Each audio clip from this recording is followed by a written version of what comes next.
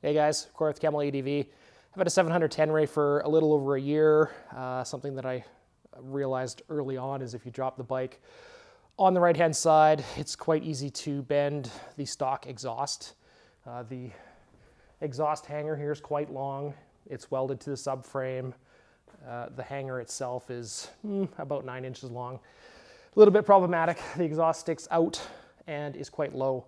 The hanger's long. There's a lot of leverage on that hanger, so it creates a problem. The exhaust gets pushed in.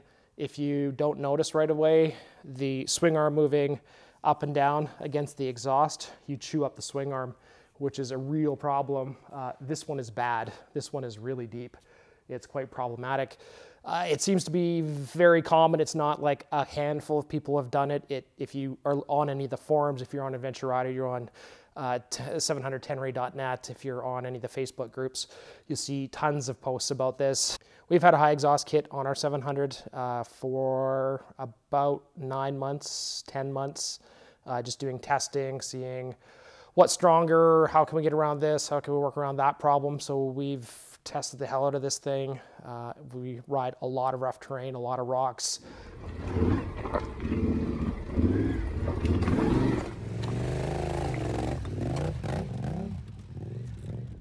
But it's been thoroughly tested, and I can show you what we got going on, but I'll explain the problem here a little bit more. So this exhaust hanger goes up another couple of inches. So it's connecting to this tube right here, which is about there. So you can see that's 8 inches, and that's a lot of leverage. The exhaust sticks out quite a ways from the bike as well, and because it's so low, it's quite easily bent. So I've already got this clamp loose. This guy's just finger tight, so I can show you what happens.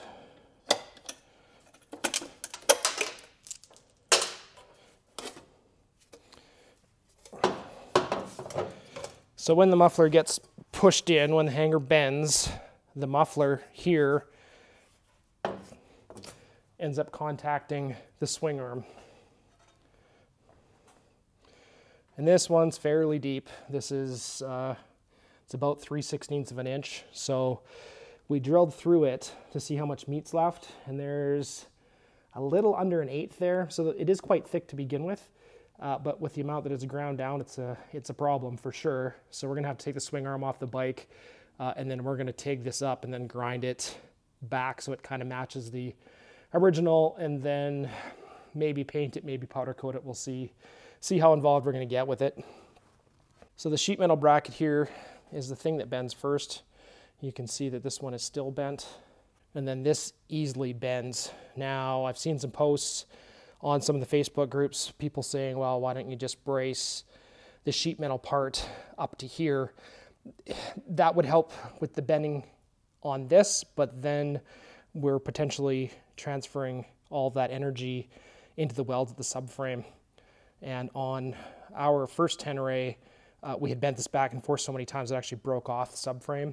Now, your average rider isn't dropping the bike as much as we are riding the terrain we are. You're unlikely that you're going to bend it on the or tear it off of the frame like I did, but it is an issue. So the first order of business is to deal with this. You can't triangulate this. The tire's in the way. That would be the only way to beef this up and not put more stress on that subframe, would be to come across triangular or add a triangular gusset, which we just can't because the wheel travels up and down, of course. So that's out. Like I said, beefing this up, we just move the bending point up higher. This is a good spot to bend. If we move it up, then we're welding on the subframe, which is a real issue. So there's some other kits on the market as far as fixing the exhaust. They're going to work well enough. It's not the direction that we want it to go. They work, and tell you a little bit about them.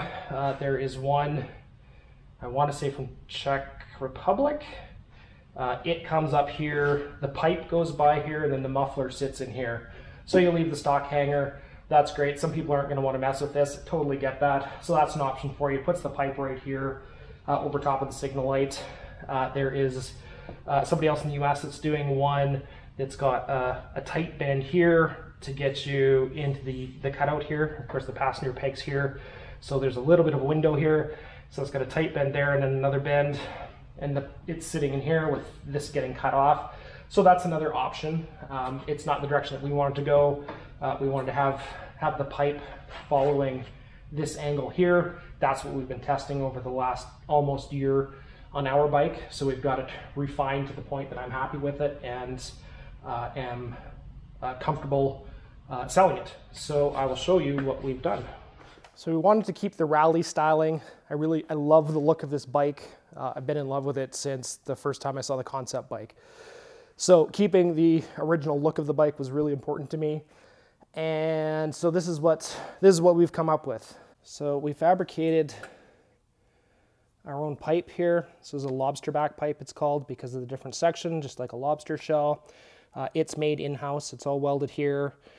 We have wire heel guards here, both for the rider and for the pillion. So I'm trying to do the selfie shot here with a full tripod because I don't want to keep taking the camera on and off. It's really annoying. The exhaust needs to have a heat shield on it, just a liability issue. Can't have people burning themselves, melting boots and pants and things on the pipe. So we looked at a few different options, some of the readily available generic ones, different heat shields and kind of universal spine pieces that you just bend into shape. Didn't like those, didn't like the look. It really took away from the look of the kit we put together. So we looked at some carbon fiber stuff, getting it made, and it just looked like an armadillo, really. Wasn't a big fan. So the wire is what we came up with, posted it on a few forum boards, and everybody seemed to agree that the wire heel guards were the best option. So you can see how much narrower the exhaust is from factory. And I know some of the feedback is going to be that the pipe is still low and it's vulnerable. So if you drop the bike, it's going to hit this, it's going to bend, it's going to do the same thing. You didn't solve anything. So like I said, we've been testing this for almost a year, have done all kinds of crazy riding, crazy events, going to the local endurocross track, riding the rock sections, crashing our brains out. The pipe will not hit the swing arm. The muffler will not hit the swing arm. The pipe is stout, haven't had any issues with caving in pipes, have smashed into rocks and dropped the bike I don't know how many times, countless times. And there's been no issues with that at all. So we've got the pipe is done. And really happy with the way that turned out. But that's not the hard part of this project. The crux of the whole thing is figuring out that mount. You can see on this bike, the mount isn't hanging down here. And that was the big challenge. That's months of R&D on that, different, eliminating different options and going, is this gonna work? No, don't like that, don't like this. That looks stupid, that's not strong enough, whatever. So we came up with, I love this part. I know that it's my part, so I'm totally biased, but I'm really happy with the way this turned out. So we've made a clamping bracket. Billet aluminum anodized, really cool piece. Of course, like I said, I'm pretty biased, but it solves a bunch of problems. So this is the piece here. So you take the exhaust hanger with the tubes coming in at an angle. We've got a cutting template. So you set it on, mark it, cut your tubes, place this on the back side, put that on the front side, use the 3 Allen head bolts here, Loctite it in, and then we've got 2 spots here for set screws. So that clamps on. Anyone can cut this with angle grinder with a zip disc or a hacksaw. And we take the stock bushing out of the factory exhaust hanger and insert it into here. And when we put that on, this is right up against the fairing. This is as short as we can get the exhaust hanger and still have it do its job. And it's 4 inches shorter than stock. So it's 8 inches stock. It's full, it's 50% the height it used to be. So the leverage here is half, not to mention that the muffler is inboard substantially more. That really helps, and the extra height on the muffler itself also reduces a bunch of the leverage. And we've got our lobster back pipe here. So we don't have the hooks on it yet for the springs for the muffler, and we don't have the heel guards on here, but that's what it is. So I'll give you a close-up of what we've got going on here.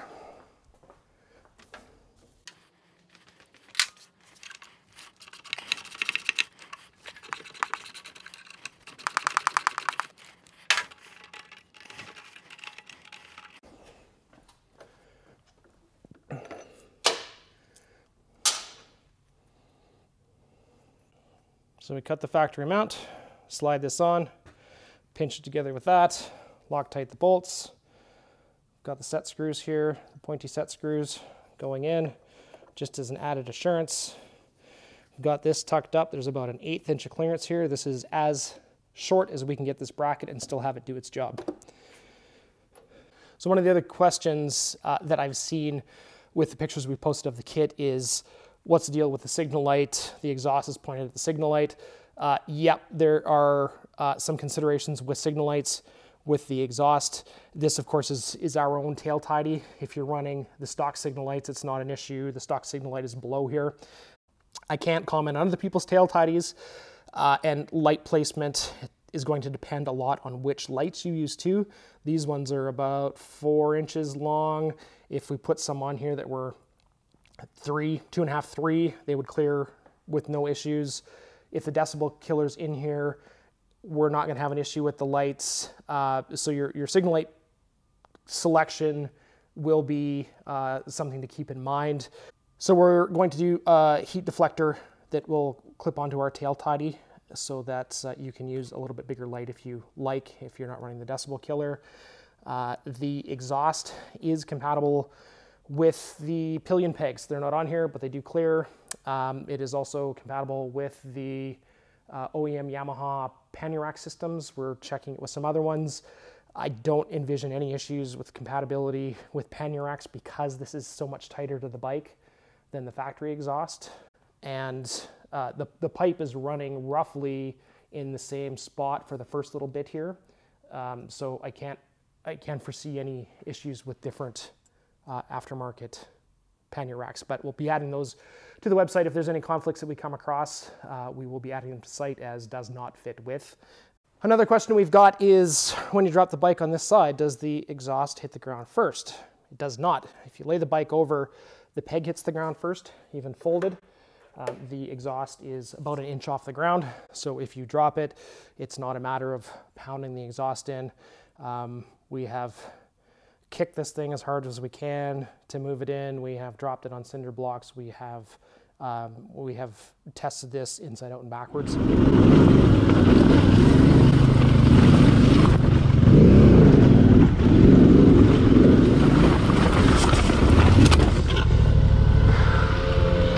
So the muffler is included in the kit as well. It's a complete kit, pipe, muffler, clamp, springs, graphite seal down there, mounting hardware, everything's in the kit. So take your original off, give that a cut, get this installed, call it a day.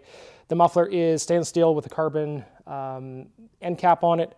It has a removable decibel killer in it. It is a generic eBay, AliExpress muffler, like $100 and whatever muffler.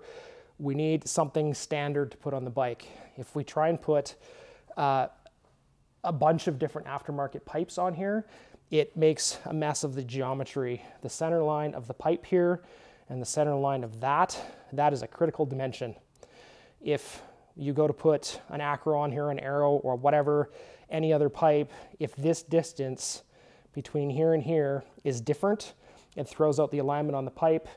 Cannot guarantee it's going to fit properly, can't guarantee it's not going to hit the swing arm, all of that.